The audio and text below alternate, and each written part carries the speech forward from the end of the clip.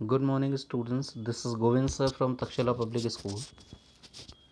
बेटा, जैसा कि आप सबको पता है कि मेंसुरेशन में हमने दो टॉपिक्स कवर कर लिए हैं, जिसमें हमने सरफेस एरिया और वॉल्यूम दोनों ही कवर कर लिया है, क्यूब्स एंड क्यूबॉइड का और सिलेंडर का। ठीक है, आज हम एक बहुत इंटरेस्टिंग टॉपिक पढ़ने जा रहे हैं मेंसुरेशन का, जो कि आपके लास्ट ईयर के सिलेबस में नहीं था, क्योंकि लास्ट ईयर के सिलेबस में आपने वॉल्यूम एंड सरफेस एरिया पढ़ा है क्यूबॉइड और सिलेंडर का। इस साल आपके सिलेबस में क्यूबॉइड और सिलेंडर के साथ में ही कोन और स्फेयर का सरफेस एरिया और वॉल्यूम भी है। ठीक है, तो जिसमें हम आज मेंसुरेशन में सरफेस एरिया ऑफ कोन शुरू करने जा रहे हैं। ठीक है, तो let's start. I hope you will enjoy this video. So let's start the video. तो कोन के बारे में पढ़ने से पहले, कोन का सरफेस एरिया और वॉल्यूम शुरू करने से पहले हम ये जान लेते हैं कि आखिर कोन होता क्या है। ठीक है, सो कोन क्या होता है बेटा? A cone is a solid which has one vertex, two faces, जिसमें एक फ्लैट सर्कुलर बेस होता है और दूसरा कर्व्ड सरफेस होता है, और एक सर्कुलर एज होती है। ठीक है, चलिए, ये आपका एक कोन है आपके सामने। अब इसमें देखिए, ये आपका कर्व्ड सरफेस हो गया, ये दो फेसेस मैंने आपको बताया। ये आपका ऊपर वाला टॉप फेस हो गया, जिसे हम कर्व्ड सरफेस बोलेंगे, और ये नीचे आप देख सकते हो, ये आपका फ्लैट सर्कुलर बेस है। ठीक है, सो इन दोनों को मिला के आपका एक सॉलिड कोन बनता है। ठीक है, तो एक सॉलिड कोन में दो फेसेस होते हैं, एक आपकी कर्व्ड सरफेस होती है और दूसरा फ्लैट सर्कुलर सरफेस होता है, जो कि एक सर्कल होता है। ठीक है, इन दोनों को मिला के आपका एक टोटल कोन का सरफेस बनता है, यानी कोन का टोटल सरफेस बनता है। ठीक है, तो यानी जब आपको कर्व्ड सरफेस निकालना है तो आप सिर्फ कर्व सरफेस के बारे में बात करोगे, जब आपको बेस भी लेना है तो ऐसे केस में आप टोटल सरफेस एरिया निकालोगे। ठीक है, ये आप देख सकते हो, ये वाला जो एज आप देख रहे हो, ये इसकी कोन की एज होती है, ये सर्कुलर एज है, और ये आप देख रहे हो टॉप पे, ये है कोन की वर्टेक्स। ठीक है, तो कोन क्या होता है? कोन एक थ्री डायमेंशनल फिगर होता है, एक सॉलिड होता है। ठीक है, जिसकी एक वर्टेक्स होती है, दो फेसेस होते हैं। ठीक है, एक ये वाला और एक ये वाला, और ये एक एज होती है, जो कि एक सर्कुलर एज होती है। ठीक है, let's move to the next one. अब कोन दो तरीके से हम जनरली देखते हैं, एक होता है हमारा राइट सर्कुलर कोन और दूसरा होता है हमारा ऑब्लिक कोन। दोनों में फ़र्क क्या है मैं आपको बताता हूँ अभी। राइट सर्कुलर कोन, ये पहला वाला जो आप देख रहे हो, ये आपका एक राइट सर्कुलर कोन है, और ये दूसरा आप देख रहे हो, ये ऑब्लिक कोन है। दोनों में फ़र्क आपको साफ साफ दिख रहा है। देखिए, यहाँ पर ये जो हाइट की एक्सेस है और ये जो रेडियस की एक्सेस है, ठीक है, इसके बीच में आप देख सकते हो कि एक राइट एंगल है। ठीक है, लेकिन ऑब्लिक कोन में देखिए, अगर मैं इसे जोड़ूं हाइट से, तो ये देखिए, यहाँ पे हाइट ये है और रेडियस ये है, तो हाइट और रेडियस के बीच में आप देख सकते हो कि राइट एंगल नहीं है, तो इसीलिए ये एक ऑब्लिक है। ये सीधा खड़ा हुआ नहीं बनेगा, ये टेढ़ा बनेगा। ठीक है, जैसे एक एग्जांपल अगर मैं दूं, तो जो बर्थडे कैप्स होती हैं वो आपकी राइट सर्कुलर कोन हो गई, आपने देखी हुई हैं। और जो बाज़ार में आपको चने खाने के लिए दिया जाता है जो कोन बना के, वो आपका कौन सा होता है? वो आपका ऑब्लिक कोन होता है। ठीक है, so a right circular cone is that in which axis of base radius and height are mutually perpendicular to each other, otherwise it will be an oblique cone. Now let's move to the next. अब हम बात करने जा रहे हैं कोन के surface area की। ठीक है, तो कोन में दो तरीके से सरफेस एरिया निकालेंगे, एक तो होगा सॉलिड का, दूसरा होगा हॉलो का। ठीक है, हॉलो कोन मोस्टली आप पेपर से बना सकते हो। ठीक है, हॉलो कोन के कई सारे एग्जांपल्स है। हॉलो कोन में आपकी बर्थडे कैप आ जाती है। हॉलो कोन में आपने देखा होगा एक वो, जिससे क्या कहते हैं, तेल वगैरह डालते हैं, छानते हैं, तो वो उस तरीके का एक फनल टाइप का स्ट्रक्चर आ जाता है। ठीक है, तो वो सारे हॉलो सरफेसेस होते हैं। ठीक है, और सॉलिड में आपके सॉलिड जितने भी आपके सॉलिड होते हैं, जितने टॉयज़ आते हैं कोनिकल शेप में, वो सारे सॉलिड्स माने जाते हैं आपके। ठीक है, तो आपका जो कर्व्ड सरफेस एरिया ऑफ कोन होता है, वो होता है आपका पाई आर एल। ठीक है, जहाँ पे आर हो गया आपका रेडियस ऑफ बेस और एल हो गया बेटा आपका स्लैंट हाइट। ठीक है, स्लैंट हाइट ये होती है आपकी स्लैंट हाइट, ये साइड वाली। ठीक है, और ये आपकी हो गई वर्टिकल हाइट। ठीक है, परपेंडिकुलर वाली। और ये आपका बेस रेडियस हो गया। ठीक है, ये तीनों चीज़ें मिलके एक राइट एंगल ट्रायंगल फॉर्म करती हैं। ठीक है, इसी वजह से हम पाइथागोरस थ्योरम का यूज़ करके स्लैंट हाइट, वर्टिकल हाइट और रेडियस में एक रिलेशन निकाल सकते हैं। ठीक है, फिलहाल हम बात कर रहे हैं कर्व्ड सरफेस एरिया की। तो कर्व्ड सरफेस एरिया ऑफ कोन होता है पाई आर एल। यही अगर आप टोटल सरफेस एरिया निकालना चाहते हो तो टोटल सरफेस एरिया में हम क्या करेंगे, दोनों फेसेस का एरिया लेंगे। और दोनों फेसेस के एरिया में हम क्या करेंगे, हम कर्व्ड सरफेस का एरिया भी लेंगे और एरिया ऑफ बेस भी लेंगे। तो ऐसे केस में हमारे पास total surface area of cone आ जाएगा pi r l plus pi r square. क्योंकि अगर आप साफ साफ देख सकते हो, ठीक है, कि जो बेस है हमारा वो एक सर्कल है। तो जब सर्कुलर बेस है तो इसमें जो बेस का एरिया होगा वो आपका होगा पाई आर स्क्वायर, यानी एरिया ऑफ सर्कल। ठीक है, जहाँ पर स्लैंट हाइट जो हो जाएगी वो आपकी आ जाएगी under root H square plus R square. ये फॉर्मूला है आपका स्लैंट हाइट निकालने का जब आपको वर्टिकल हाइट और बेस रेडियस दे रखी हो। ठीक है, तो कर्व्ड सरफेस एरिया कैसे निकालोगे, कर्व्ड सरफेस एरिया निकालने के लिए आपको फॉर्मूला लगाना पड़ेगा pi into R into L, जहाँ पे पाई की वैल्यू आप 22/7 लोगे या 3.14 लोगे। 3.14 कुछ स्पेशल केसेस में लिया जाता है जिसमें क्वेश्चन में आपको गिवन होगा कि use pi equals to 3.14, otherwise आप 22/7 ही लोगे। ठीक है, तो ये फॉर्मूले थे आपके कर्व्ड सरफेस एरिया और टोटल सरफेस एरिया ऑफ कोन निकालने के। ठीक है, अब कुछ सिचुएशंस के बारे में बात करते हैं कि कोन कैसे कैसे फॉर्म किया जा सकता है। ठीक है, ये कुछ स्पेशल सिचुएशंस हैं जिसमें हम कोन फॉर्म करते हैं और इस तरीके के क्वेश्चन आगे जब आप पढ़ोगे तो आपके सिलेबस में आएंगे। ठीक है, तो इसमें देखिए कैसे हम एक राइट एंगल ट्रायंगल को रोटेट करके कोन कैसे बनाते हैं मैं आपको बताता हूँ। देखिए, अगर आप ध्यान से देख रहे हैं तो इसमें देखिए ये एक राइट एंगल ट्रायंगल है। ये हो गया आपका हाइपोटेनस, ये हो गया परपेंडिकुलर और ये हो गया बेस। ठीक है, राइट एंगल ट्रायंगल को आप चाहो तो परपेंडिकुलर के हिसाब से घुमा सकते हो या बेस के हिसाब से घुमा सकते हो। ठीक है, रोटेट कर सकते हैं। ठीक है, तो जब आप इसको रोटेट करेंगे तो आप इमेजिन करेंगे कि आपका इस तरीके का स्ट्रक्चर यानी कॉनिकल स्ट्रक्चर बन गया है। ठीक है, तो जब हम राइट एंगल ट्रायंगल को घुमाएंगे तो एक सॉलिड जनरेट होता दिखता है, वो एक कोन होता है। ठीक है, a solid generated by rotating a right angle triangle along one of its sides containing right angle. इसका मतलब क्या है, one of its sides containing right angle, यानी वो साइड्स लेनी है जहाँ पर राइट एंगल बनता हो। यानी आप परपेंडिकुलर ले सकते हो या बेस ले सकते हो। ठीक है, या तो आप परपेंडिकुलर के अबाउट घुमा सकते हो या बेस के अबाउट घुमा सकते हो। ठीक है, तो यहाँ पे देखिए, यहाँ पे मैंने परपेंडिकुलर के अबाउट घुमाया है। तो जब हम परपेंडिकुलर के अबाउट घुमाएंगे तो कुछ इस तरीके से बन जाएगा। देखिए, ये राइट एंगल ट्रायंगल है, ये हमने परपेंडिकुलर के अबाउट घुमाया तो ये हमारा कॉनिकल स्ट्रक्चर इस तरीके से बन जाएगा। ठीक है, देख रहे हैं आप।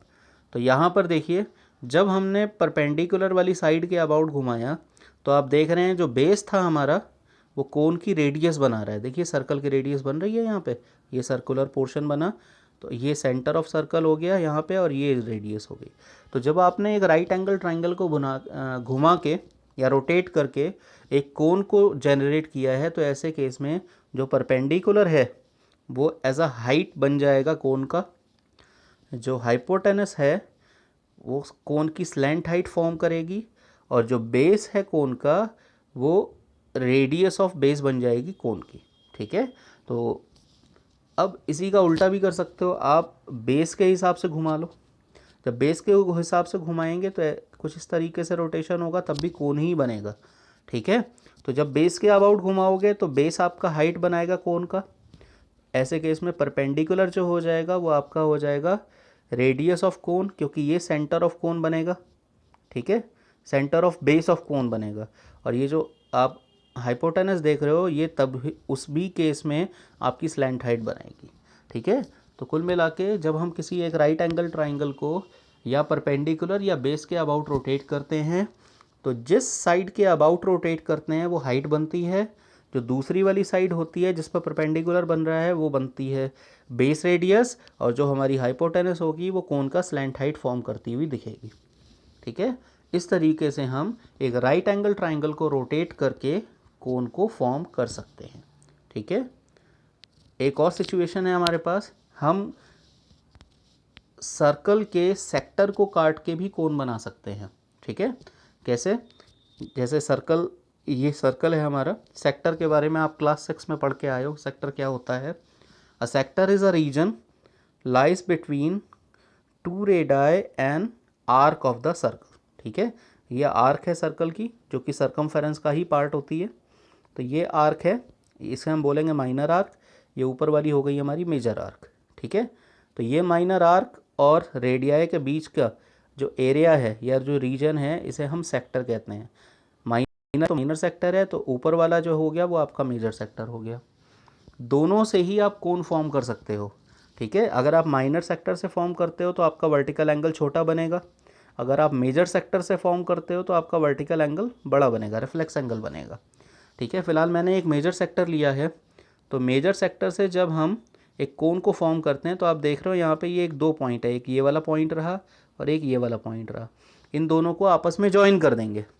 जब आप इन दोनों को आपस में ज्वाइन कर देंगे तो ये देखिए कुछ इस तरीके से स्ट्रक्चर बनता हुआ दिखेगा, और जब हम इनको कम्प्लीटली ज्वाइन कर देंगे तो हमारे पास इस तरीके का कोन बन जाएगा जो कि एक हॉलो कोन होगा, यानी उसका बेस नहीं होगा। ठीक है, तो इस केस में आपके पास जिस भी शीट से आप इसको बना रहे हो आप उसका सिर्फ CSA निकाल पाओगे, TSA नहीं निकाल पाओगे। ठीक है, यानी जब भी आप सेक्टर से एक कोन को फॉर्म करते हो तो ऐसे केस में आपके पास जो भी कोन बनेगा वो एक हॉलो कोन होगा। ठीक है, ये देखिए यहाँ पर भी मैंने सेक्टर से एक कोन बनाया है जो कि एक हॉलो कोन है। देखिए मेजर सेक्टर को काटा है, ग्रीन वाला सेक्टर आप देख सकते हो, मेजर सेक्टर को काटा है। जब हम पॉइंट A और B को जोड़ देंगे तो ऐसे केस में क्या होगा, आप देखिए ये देख रहे हैं सर्कमफेरेंस है या लेंथ ऑफ आर्क कह सकते हो आप, लेंथ ऑफ आर्क है, मेजर आर्क है ये। ठीक है, तो सेक्टर का ये जो मेजर आर्क है या सेक्टर का ये जो सर्कमफेरेंस है, इसको जब आप फोल्ड करोगे तो ये बनाएगा circumference of base of cone. ठीक है, तो यानी ये जो circumference of base of cone देख सकते हो ये इस मेजर लेंथ, ये मेजर आर्क की लेंथ के बराबर होगा। ठीक है, और ऐसे केस में ये जो रेडाई आपको दिख रही हैं, ये दोनों रेडियस दिख रही हैं आपको, ये बनाएंगी कोन की स्लैंट हाइट। ठीक है, जब आप इसे फोल्ड करोगे तो ये जो आर्क है ये सर्कमफेरेंस बनाएगी यानी सर्कल कंप्लीट करेगी, और ये जो रेडाई आपको दिख रही हैं इस सर्कल की, ये इस कोन की स्लैंट हाइट के बराबर हो जाएंगी। तो it means when you form a cone using a sector of a circle then length of arc of sector equals to circumference of base, और जो रेडियस ऑफ सेक्टर है वो किसके बराबर हो जाएगी, आपकी स्लैंट हाइट ऑफ कोन के बराबर हो जाएगी। ठीक है, सो डियर स्टूडेंट्स, ये कुछ सिचुएशंस थी जिसमें हमने आपको बताया कि आप एक कोन को, राइट एंगल ट्राइंगल को रोटेट करके भी बना सकते हो या पेपर पे सर्कल काट के उसका सेक्टर काट के भी बना सकते हो। लेकिन जब आप सेक्टर से कोन को बनाओगे तो ऐसे केस में जो पेपर का कोन बनेगा या जो शीट, किसी भी शीट का कोन आप बनाओगे वो एक हॉलो कोन होगा। ठीक है, तो चलिए अब इस कॉन्सेप्ट को आगे बढ़ाते हुए हम एक्सरसाइज 13.3 सॉल्व करते हैं, जिसमें हम डिफरेंट सिचुएशंस के बारे में पढ़ेंगे। ठीक है, कि कोन में सरफेस एरिया, कौन सा सरफेस एरिया कहाँ लगाना है, टोटल सरफेस कहाँ लेनी है या कर्व्ड सरफेस कहाँ लेना है, इन सब के बारे में बात करेंगे। ठीक है, so let's start NCERT exercise 13.3। तो पहला क्वेश्चन हमारा ये कह रहा है कि the diameter of the cone is 10.5 centimeter and its slant height is 10 centimeter. Find curved surface area of cone. अब देखिए इस सिचुएशन में क्या दे रखा है, आपको दे रखा है diameter of the base of cone 10.5 centimetre, आपको स्लैंट हाइट गिवन है 10 सेंटीमीटर यानी L की वैल्यू दे रखी है, आपको कर्व्ड सरफेस एरिया निकालना है।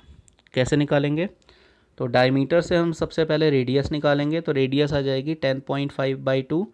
इसको थोड़ा सा सॉल्व करके मैंने इसको फ्रैक्शन फॉर्म में ले लिया है क्योंकि इससे आपकी कैलकुलेशन आसानी से हो जाती है।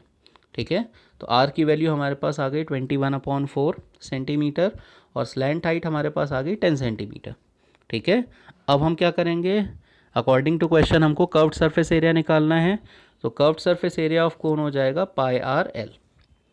अब इसमें वैल्यूज़ डाल देते हैं, यह आ जाएगा 22/7 इंटू 21/4 इंटू 10, जिसको सॉल्व करने के बाद हमारे पास आ जाएगा 33/5 और मल्टीप्लाई करेंगे तो प्रोडक्ट हमारे पास आ जाएगा 165 सेंटीमीटर स्क्वायर।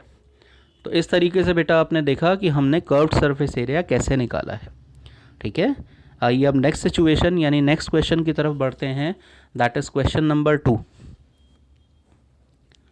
सो देखिए इस क्वेश्चन में क्या है, क्या पूछ रहे हैं, find the total surface area of cone if its slant height is 21 metre and the diameter of its base is 24 metre. तो फिर से आपको डायमीटर गिवन है, तो इससे रेडियस आपकी कितनी निकलेगी, 24/2 that is 12 metre. Slant height आपको गिवन है। इस क्वेश्चन में आपको क्या करना है, इस क्वेश्चन में आपको निकालना है total surface area of cone. ठीक है, कैसे निकालेंगे, देखिए total surface area of cone के लिए क्या करते हैं, हम कर्व्ड सरफेस एरिया में एरिया ऑफ बेस ऐड कर देते हैं। तो यानी ये आ जाएगा आपका pi r l plus pi r square. तो पाई आर कॉमन ले लेते हैं, तो हमारे पास आ जाएगा pi r into l plus r. अब क्या करेंगे, अब इसमें हम सारे के सारी वैल्यूज़ डाल देंगे। तो पाई की 22/7, रेडियस हो गई 12 और एल हो गया 21 प्लस 12, ये पूरा आपका हो गया। अब इसको सॉल्व करते हैं तो ये आ जाएगा 22/7 इंटू 12 इंटू 33। तो जब इसकी मल्टीप्लाई करोगे तो आपके पास आ जाएगा 8712/7, जिसको हम 7 से डिवाइड कर देंगे तो हमारे पास आंसर आ जाएगा 1244.57 मीटर स्क्वायर। ठीक है, तो ये आपने देखा बेटा कि हमें स्लैंट हाइट गिवन थी और डायमीटर ऑफ बेस गिवन था, तो हमने टोटल सरफेस एरिया कैसे निकाला। या तो क्वेश्चन में आपको दे रखा होगा, नहीं तो सिचुएशन कुछ इस तरीके की होगी कि आपको टोटल सरफेस एरिया का फॉर्मूला लगाना पड़ेगा। ठीक है, अदरवाइज कर्व्ड सरफेस एरिया के लिए आपको पता है कि जब आपके पास सिर्फ कर्व्ड सरफेस होगी तब आपको कर्व्ड सरफेस एरिया का फॉर्मूला लगाना है। ठीक है, ये सिचुएशंस भी आपको आगे मिलेंगी। Let's move to question number 3। देखिए curved surface area of cone दिया हुआ है 308 centimetre square, slant height given है 14 सेंटीमीटर। क्या करना है, रेडियस ऑफ बेस निकालना है और टोटल सरफेस एरिया ऑफ कोन निकालना है। ठीक है, तो कर्व्ड सरफेस एरिया हमको दे रखा है 308 centimetre square. Curved surface area का फॉर्मूला लगाते हैं, होता है pi r l that is equal to 308। अब इसमें वैल्यूज़ डाल देते हैं तो ये आ जाएगा 22/7 into R into 14 that is equal to 308। तो जब इसको सॉल्व करेंगे तो आर की वैल्यू आ जाएगी हमारे पास 7 सेंटीमीटर। अब हमको क्या करना है, हमको निकालना है नेक्स्ट पार्ट में total surface area of cone. तो टोटल सरफेस एरिया कैसे निकालेंगे, ये हो जाएगा pi r l plus pi r square, जिसको हम शॉर्ट फॉर्म में लिख सकते हैं pi r l plus r. ठीक है, तो अब हम इसको सॉल्व करते हैं, 22/7 इंटू 7 और ब्रैकेट में आ जाएगा 14 प्लस 7। जब आप इसको फर्दर सॉल्व करोगे तो आपके पास आ जाएगा 22 into 21 that is 462 centimetre square.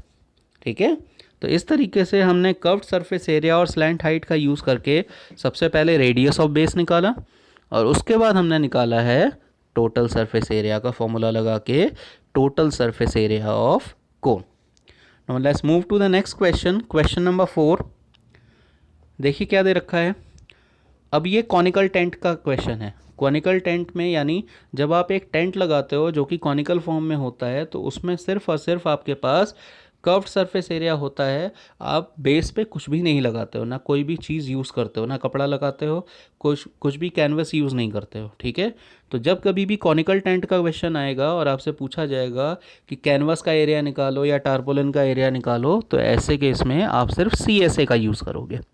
तो इस क्वेश्चन में देखिए क्या दे रखा है, A conical tent is 10 meter high and the radius of its base is 24 meter. Find its slant height and cost of canvas required to make the tent if the cost of 1 meter square canvas is ₹70. तो आप देख रहे हैं कि tent की height और radius of base given है। ठीक है, इसमें कहीं पर भी आपको स्लैंट हाइट गिवन नहीं है, तो इसके लिए सबसे पहले हमको स्लैंट हाइट का फॉर्मूला लगा के स्लैंट हाइट निकालनी है। ठीक है, तो स्लैंट हाइट का फॉर्मूला लगा रहे हैं, वो आ जाएगा L equals to √h² plus r²। जब आप इसमें वैल्यू डाल के सॉल्व करोगे तो L की वैल्यू आपके पास आ जाएगी 26 मीटर्स। अब हम क्या करेंगे, अब हमको निकालना है एरिया ऑफ कैनवस। तो एरिया ऑफ कैनवस निकालने के लिए हम CSA का फॉर्मूला लगाएंगे, वो हो जाएगा हमारे पास πRL।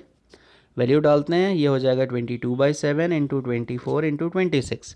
जब हम इसको सॉल्व करेंगे तो हमारे पास आ जाएगा 13,728/7 मीटर स्क्वायर। ये आ गया आपका कैनवस का एरिया जो कि आपने टेंट बनाने में यूज़ किया है। ठीक है, अब हम क्या करेंगे, अब हम निकालेंगे कॉस्ट ऑफ कैनवस। ठीक है, तो कॉस्ट ऑफ कैनवस निकालने के लिए हम क्या करेंगे, हमें 70 रुपीज़ दे रखी है, इस 70 रुपीज़ की मल्टीप्लाई हम टोटल एरिया से कर देंगे तो हमारे पास आ जाएगा ₹1,37,280। ये वो कैनवस का कॉस्ट है जो कि हमने टेंट में यूज़ करनी है। तो इस क्वेश्चन में आपने देखा कि हमको हाइट ऑफ कोन दे रखी थी और रेडियस ऑफ बेस दे रखा था, जिससे हमने स्लैंट हाइट का फॉर्मूला लगा के स्लैंट हाइट निकाला। इसके बाद हमें एरिया ऑफ कैनवस निकालना था, तो उसके लिए हमने कर्व्ड सरफेस एरिया का फॉर्मूला लगा के एरिया ऑफ कैनवस निकाल दिया। अब हमको उसी कैनवस की कॉस्ट निकालनी थी, तो पर मीटर स्क्वायर कॉस्ट हमको 70 दे रखी थी। हमने जो भी एरिया निकाला उसकी मल्टीप्लाई हमने 70 रुपीज़ से करके टोटल कॉस्ट ऑफ कैनवस निकाल दिया। ठीक है, let's move to the next question, question number 5। ये भी आपका कॉनिकल टेंट का ही क्वेश्चन है। यहाँ पर हमने टारपोलिन का यूज़ किया है टेंट को बनाने के लिए। अब इस क्वेश्चन में डिफरेंस क्या है, डिफरेंस ये है कि यहाँ पर आपको लेंथ ऑफ टारपोलिन गिवन है।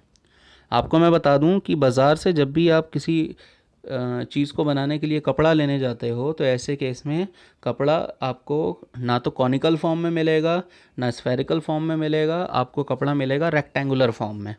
ठीक है, अब उसको बाद में किसी भी तरीके से आप बना सकते हो, लेकिन जो बाज़ार से आप कपड़ा लेने जाते हो वो आपको रेक्टेंगुलर फॉर्म में ही मिलेगा। तो हम इसमें एरिया ऑफ रेक्टेंगल का भी यूज़ करेंगे। देखिए कैसे करेंगे। आपको दे रखा है width of tarpaulin that is 3 metre, height of tent और रेडियस ऑफ टेंट दे रखी है 8 एंड 6 मीटर्स। तो सबसे पहले मैंने आपको बताया था कि जो भी कॉनिकल टेंट में आप टारपोलिन या कैनवस का यूज़ करते हो वो आप कर्व्ड सरफेस पे यूज़ करते हो, तो उसके लिए स्लैंट हाइट चाहिए हमको। तो स्लैंट हाइट का फॉर्मूला लगा के स्लैंट हाइट निकालते हैं, तो L बराबर हो जाएगा √h² प्लस r²। अब हम क्या करेंगे, हाइट और रेडियस की जगह वैल्यू डाल देंगे, तो जो सॉल्व करेंगे तो ये हमारे पास आ जाएगा 10 मीटर्स। ठीक है, अब हम क्या करेंगे, अब हम सबसे पहले निकालेंगे एरिया ऑफ टारपोलिन। तो एरिया ऑफ टारपोलिन निकालने के लिए हम क्या करेंगे, हम πRL का यूज़ करेंगे। ठीक है, तो इसमें वैल्यू डाल देते हैं, यह आ जाएगा 3.14, क्योंकि स्पेसिफिकली इस क्वेश्चन में हमसे कह रहे हैं कि आपको इस वैल्यू का यूज़ करना है। ठीक है, तो 22/7 की जगह हम लेंगे 3.14। ठीक है, तो यह आ जाएगा 3.14 इंटू 6 इंटू 10। जब आप इसे सॉल्व करोगे तो आपके पास आ जाएगा 188.4 मीटर स्क्वायर। ठीक है, अब मैंने आपसे कहा था आपको इस क्वेश्चन में लेंथ ऑफ टारपोलिन निकालनी है, तो लेंथ ऑफ टारपोलिन निकालने के लिए हम इस एरिया को बराबर कर देंगे एरिया ऑफ रेक्टेंगल के, that is length into width. ठीक है, तो यहाँ से लेंथ ऑफ टारपोलिन आ जाएगी 188.4/3 दैट इज़ 62.8। अब ये वो लेंथ ऑफ टारपोलिन है जो कि हमने टेंट बनाने में यूज़ की है, लेकिन इस टेंट को बनाते हुए हमने 20 सेंटीमीटर वेस्टेज भी लिया है। ठीक है, यानी कपड़ा वेस्ट भी हुआ है 20 सेंटीमीटर लेंथ का। और हमें इस क्वेश्चन में निकालना है कि आपका टोटल लेंथ ऑफ टारपोलिन कितनी थी। तो ऐसे केस में जो भी हमारी लेंथ ऑफ टारपोलिन निकली है उसमें ये 20 सेंटीमीटर की वेस्टेज भी आपको ऐड करनी होगी। तो रिक्वायर्ड लेंथ ऑफ टारपोलिन हो जाएगी 62.8 प्लस 20/100, क्योंकि आपकी 20 सेंटीमीटर थी तो हमने इसे मीटर में कन्वर्ट कर लिया, तो ये आ जाएगा 20/100। ठीक है, इसको सॉल्व करेंगे तो ये आ जाएगा 62.8 प्लस 0.2, वैल्यू आ जाएगी 63 मीटर्स। ठीक है, तो आपने देखा कि इस क्वेश्चन में हमें हाइट ऑफ टेंट और बेस रेडियस दे रखी थी, जिससे हमने स्लैंट हाइट को निकाला। स्लैंट हाइट का यूज़ करके हमने एरिया ऑफ टारपोलिन निकाला। ठीक है, जिसका हमने यूज़ किया है टेंट बनाने में। अब हमें विथ ऑफ टारपोलिन दे रखी थी, हमें लेंथ ऑफ टारपोलिन निकालनी थी, तो हमने एरिया ऑफ रेक्टेंगल का यूज़ करके that is L into B का यूज़ करके हमने लेंथ ऑफ टारपोलिन निकाल दिया। अब वो रिक्वायर्ड लेंथ ऑफ टारपोलिन नहीं थी क्योंकि हमने 20 सेंटीमीटर की लेंथ का कपड़ा वेस्टेज में भी निकाल दिया था, तो वो वेस्टेज की लेंथ भी ऐड करके हमने टोटल लेंथ ऑफ टारपोलिन निकाल दिया विच इज़ 63 मीटर्स। ठीक है, ऐसी बहुत सारी सिचुएशंस हैं जिसमें हम कर्व्ड सरफेस एरिया का फॉर्मूला लगाते हैं। ठीक है, आइए और सिचुएशंस के बारे में बात करते हैं। Let's move to question number 6।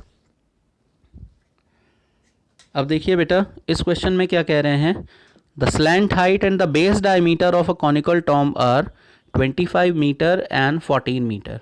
एक कॉनिकल टॉम्ब है जिसकी स्लैंट हाइट गिवन है आपको 25 metre and base diameter given है 14 मीटर। तो बेस डायमीटर से हम बेस रेडियस निकाल लेंगे, दैट इज़ 7 मीटर। अब हम क्या करेंगे, आपको टॉम्ब को वाइट वॉश करना है। तो एक बात ध्यान रखिए, टॉम्ब को वाइट वॉश करने के लिए आपको बेस नहीं मिलेगा, आपको सिर्फ कर्व्ड सरफेस मिलेगी। ठीक है, तो ऐसे केस में वाइट वॉशिंग करनी है आपको तो आप सिर्फ कर्व्ड सरफेस पे कर पाओगे, बेस पे नहीं कर पाओगे। ठीक है, तो ऐसे केस में एरिया ऑफ टॉम्ब कैसे निकालोगे, हम कर्व्ड सरफेस एरिया का फॉर्मूला लगाएंगे, that is pi r L. ठीक है, अब इसमें वैल्यू डाल देते हैं, 22/7 इंटू आर हो गया 7 इंटू एल हो गया 25। जब आप इसको सॉल्व करोगे तो आपके पास आ जाएगा 550 मीटर स्क्वायर। आपको कॉस्ट ऑफ वाइट वॉशिंग निकालनी है, तो जो भी एरिया आपके पास निकल के आया है आप उसकी मल्टीप्लाई ₹210 से करोगे। लेकिन ये जो कॉस्ट है पर 100 मीटर स्क्वायर है, तो जो भी आएगा आप उसे 100 से डिवाइड भी करोगे, तो आपके पास आ जाएगी cost of white washing ₹21 into 55, that is ₹1155। Okay, now let's move to the next question, question number 7। अब ये देखिए, जोकर्स कैप का क्वेश्चन है। A jokers cap is in the form of a right circular cone of base radius 7 and height 44 centimetre. मैंने आपको बताया था जब हम जोकर्स कैप को देखते हैं तो ऐसे केस में हमें सिर्फ कर्व्ड सरफेस दिखती है क्योंकि बेस पे कुछ नहीं होता है, base that is a hollow cone. तो ऐसे केस में हम सिर्फ कर्व्ड सरफेस निकालेंगे, हमें टोटल सरफेस से कोई लेना देना नहीं है। तो देखिए इसमें क्या दे रखा है आपको, बेस रेडियस 7 दे रखी है, हाइट दे रखी है 24। तो पहले स्लैंट हाइट निकालेंगे, तो L बराबर हो जाएगा √h² प्लस r²। वैल्यू इसमें डाल देते हैं, ये आ जाएगा √24 का स्क्वायर प्लस 7 का स्क्वायर। सॉल्व करते हैं तो हमारे पास आ जाएगा √576 प्लस 49, दैट इज़ √625। वैल्यू आ जाएगी 25 सेंटीमीटर। अब बेटा क्या करेंगे, अब हमको एक कैप का एरिया निकालना है। तो एक कैप का एरिया कैसे निकालोगे, that is curved surface area यानी पाई आर एल। अब इसमें वैल्यू डाल देते हैं, यह आ जाएगा 22/7 इंटू 7 इंटू 25। तो आपके पास एरिया ऑफ वन कैप आ गया 550 सेंटीमीटर स्क्वायर। यानी एक कैप को बनाने में कितनी शीट लगी है आपकी, 550 सेंटीमीटर स्क्वायर की शीट लगी है।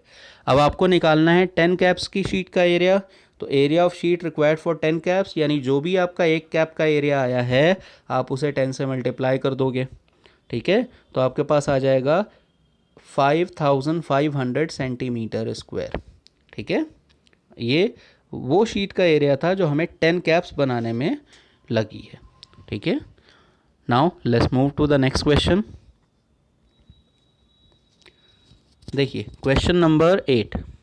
अ bus stop is barricaded from the remaining part of the road by using 50 hollow cones made of recycled cardboard। एक रिसाइकल्ड कार्डबोर्ड था, यानी कार्डबोर्ड को रिसाइकल करके, ठीक है, हमने 50 हॉलो कोन्स बनाए हैं जिससे हमें बस स्टॉप में बैरिगेटिंग करनी है। यानी आपका बस स्टॉप का कोई एक पार्ट आपको बाकी पार्ट से अलग करके दिखाना है, जिसके लिए हम कोन्स की एक सीरीज़ बना के लगा देते हैं और वो पार्ट अलग से दिख जाता है। आपने कभी कभी रोड्स पे भी देखा होगा कि जो हमारे पुलिस वाले हैं वो कोन्स लगा देते हैं आपके जो हैं ऑरेंज कलर्स के, जिससे एक पार्ट बैरिकेटेड हो जाता है। ठीक है, उसी तरीके का क्वेश्चन है कि हमने रिसाइकल्ड कार्डबोर्ड से 50 होलो कोन्स बनाए हैं ताकि बस स्टॉप को हम रिमेनिंग पार्ट ऑफ रोड से बैरिकेड कर दें। ठीक है, each cone has a base diameter of 40 centimetre and height 1 metre. यानी डायमीटर दे रखा है 40 सेंटीमीटर, तो इससे रेडियस हो जाएगी आपकी 20 सेंटीमीटर। ठीक है, जिसको हम मीटर में कन्वर्ट कर लेंगे, दैट इज़ 0.2 मीटर। ठीक है, हमारी हाइट है 1 मीटर, तो ये दे रखा है h आ गया 1 मीटर। ठीक है, स्लैंट हाइट हमारी निकालेंगे तो स्लैंट हाइट का फॉर्मूला हो गया √h² + r², जिससे हमने स्लैंट हाइट निकाली है √1.04। आप इस क्वेश्चन में देख सकते हो कि √1.04 की वैल्यू आपको पहले से दे रखी है, तो इसका यूज़ हम करेंगे, दैट इज़ 1.02 मीटर। ठीक है, तो एरिया ऑफ वन कोन निकालेंगे तो उसके लिए हम πr_l का यूज़ करेंगे, क्योंकि हॉलो कोन्स हैं तो बेस पे कुछ नहीं होगा। ठीक है, तो ये आ जाएगा 3.14 × 0.2 × 1.02, जिसको सॉल्व करने के बाद हमारे पास आ जाएगा 0.64056 मीटर स्क्वायर। अब हम क्या करेंगे, अब हम 50 कोन्स का एरिया निकालेंगे, तो एरिया ऑफ 50 कोन्स हो जाएंगे 50 × 0.64056। इसको सॉल्व करने के बाद आपके पास आ जाएगा 32.028 मीटर स्क्वायर। ये हमने निकाल दिया है एरिया ऑफ 50 कोन्स। अब इन कोन्स को आपको पेंट करना है। ठीक है, कैसे पेंट करना है, ₹12 पर मीटर स्क्वायर के हिसाब से। ठीक है, तो कॉस्ट ऑफ पेंटिंग के लिए क्या करोगे, 12 रुपीज़ से मल्टीप्लाई कर दोगे तो आपका आंसर आ जाएगा ₹384.33। ओके, सो डियर स्टूडेंट्स, ये कॉन्सेप्ट था आपका सरफेस एरिया ऑफ कोन का, जिसमें हमने कई सारी चीज़ें पढ़ी। आपको बताया कि हॉलो कोन्स कैसे बनते हैं, शीट का यूज़ करके कैसे कोन बनाना है, सेक्टर का यूज़, राइट एंगल ट्रायंगल को रोटेट करके कोन कैसे बनेगा, और कोन की डिफरेंट सिचुएशंस के बारे में हमने पढ़ा है। ठीक है, आई hope you have understood the concept. और किसी भी तरीके की कोई दिक्कत या परेशानी अगर आपको आती है, ठीक है, तो आप मुझे टेलीग्राम पे मैसेज कर सकते हो, आप मुझे फ़ोन करके पूछ सकते हो। ठीक है, किसी भी तरीके की कोई परेशानी नहीं होनी चाहिए। बहुत मेहनत करके पढ़िए, क्योंकि इस समय जो टाइम चल रहा है इसमें आपको खुद तैयारी करनी है। टीचर्स आपके लिए बहुत मेहनत कर रहे हैं, आपको भी मेहनत करनी है।